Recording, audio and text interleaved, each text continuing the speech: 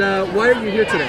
So I'm usually the type of person that lets things slide, but I had a recent moment on the subway, Thursday actually, where it woke me up and it made me realize I need to speak up. This is 2017 and we shouldn't have to do this, but here we are having to fight this. This shouldn't be happening in New York. It shouldn't be happening in America.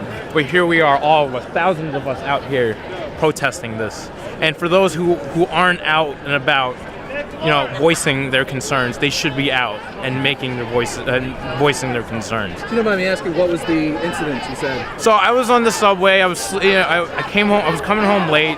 Rush hour traffic on the D train from 34th Street in Midtown, and there's a bunch of kids, 15 to 8 high school kids. And there was one kid who just kept screaming these racial epithets, and for 30 minutes straight, non-stop, he was joking about it, and no one said anything. And I finally had enough of it, and I had to scream out loud. So they have to shut up. You have to shut up. No one wants to hear this garbage. And I ignored him. I fell asleep, and next thing I know, he's screaming in my ear. He's just verbally assaulting me, and I grab him by the collar. And I realized this is a 15-year-old kid saying this garbage, and we should not be hearing this. This is unbelievable. And I ultimately yelled at everyone in the subway for not saying something about it. We should not be letting this happen. It's just not.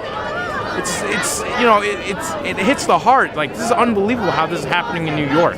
Do you feel like the people that normally would say these things or possibly say these things are now emboldened by? Yes, most definitely. I mean, it's racism still exists in America. It'll be here for a long time, but unless we proactively,